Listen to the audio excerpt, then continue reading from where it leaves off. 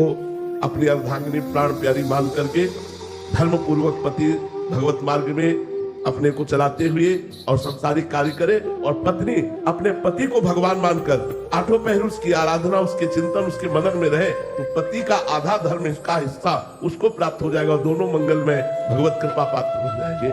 लेकिन पत्नी विमुख हो या पर पुरुष गमन करती हो या अपने पति का अपमान करती हो तो भी आधा हिस्सा नहीं प्राप्त होगा, फिर नहीं प्राप्त होगा। फिर वो धर्म विरुद्ध चल रही तो आधा हिस्सा क्यों प्राप्त होगा? धर्म युक्त चल रही हो तो उसे आधा हिस्सा प्राप्त होगा। माही जी पंजाब से, राधे राधे महाराज जी। महाराज जी, जब हमें भगवत साक्षात्कार होने वाला होता है तो क्या कोई अलग स्थिति आती है जिससे हमें पता चले कि अब हमें भगवत साक्षात्कार हो जाएगा? देखो, पहले भजन करो, आखिरी स्थिति है भगवत साक्षात्कार। पहले हमारे अंदर जो काम है, क्रोध है, लोभ, मोह, मद, मत्सर, इनको हम काबू में करें ना। अभी तो हम इनके गुलाम हैं, मन के गुलाम है, इंद्रियों के अधीन है। अब हमारी स्थिति ककारा ना आता हो और हम पीएचडी की बात करें, ऐसे आप भगवत साक्षात्कार की उन लक्षणों की बात करते हैं जो सिद्ध पुरुषों में प्रकट होते हैं, पर स्थिति अभी नहीं है ना, तो उसको केवल आप सुन लेंगे और दूसरों को सुना देंगे, लाभ तो मिलेगा नहीं ना। लाभ तो मिलेगा अपनी स्थिति से चलने पर। जब हम अपनी स्थिति से चलते हैं तो उस स्थिति को प्राप्त हो जाते हैं।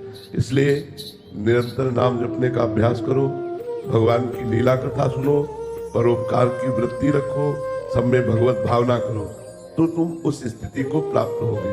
वो स्थिति अनिर्वचनीय स्थिति है, जब केवल केवल केवल भगवान ही रह जाते हैं। मन, बुद्धि, चित्त, अहम, ये सब भगवान में तन्मय हो जाता है। कोई भी विकार, कोई भी दोष किंचन मात्र हृदय में नहीं रह जाता, तब भगवान का साक्षात्कार होता है।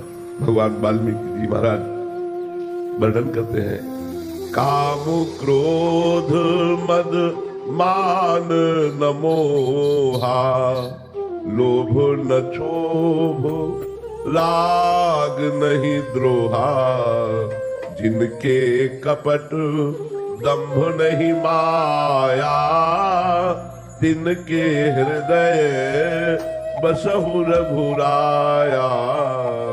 जहां कामादि दोषों का अंत हो गया है, कामादिक मद दंभ न जाके तात निरंतर बस में ताके।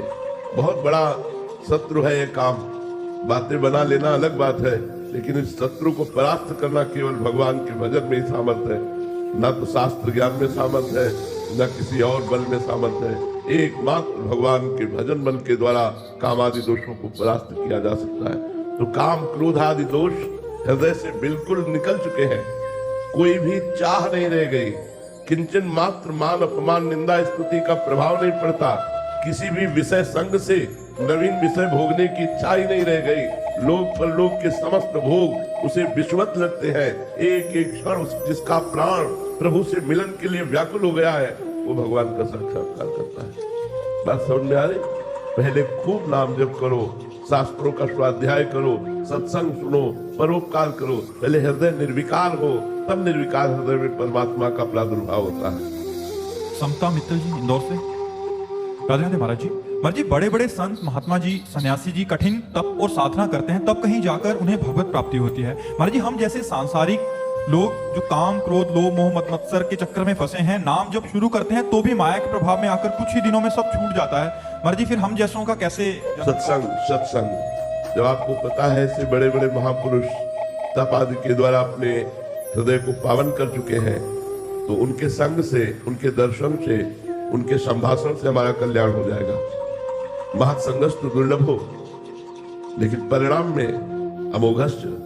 यदि संतों का संग मिल जाए और हम सत्संग सुने तो नाम जप में रुचि पैदा हो जाए, अध्यात्म में रुचि पैदा हो जाए, तो हम वो तब तो नहीं कर सकते, लेकिन संत दर्शन से हम वहीं पहुंच सकते हैं जहां संत पहुंचेंगे।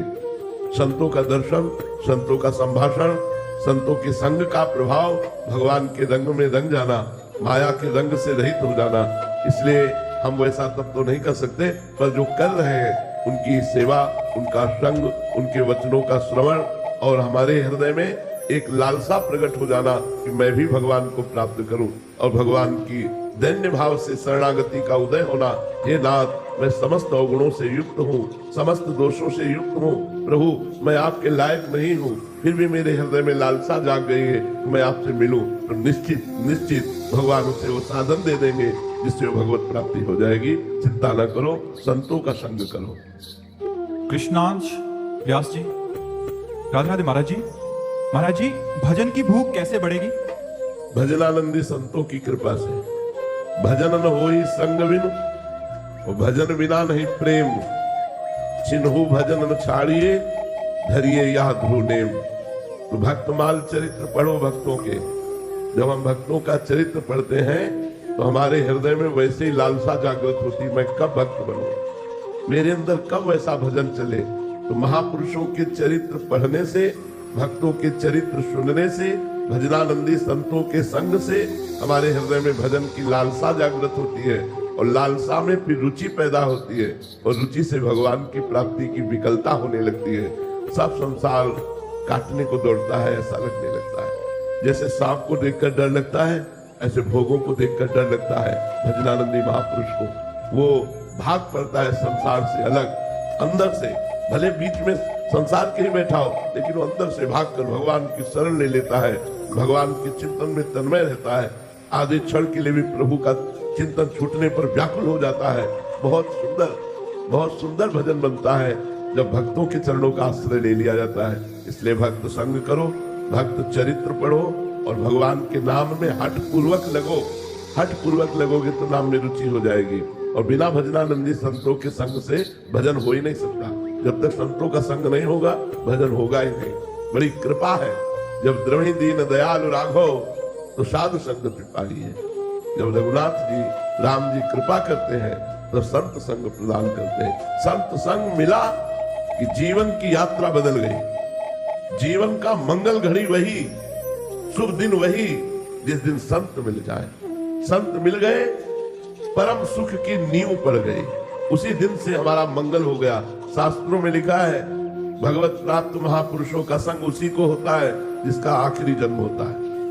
संत मिल गए, प्रमाण मिल गया कि मेरी संसार चक्र के अंतिम जन्म का ये जन्म है, अब जन्म नहीं होगा, क्योंकि संत मिल गए।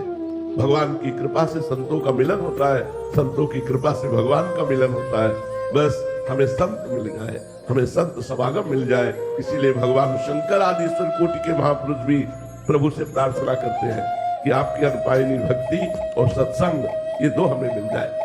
बार बार वर मांगहूं हर्ष देव श्रीरंग, पद सरोज अनुपायनी और भक्त सदा सत्संग। अनुपायनी भक्ति और सदा सत्संग, साधु महापुरुषों का संग।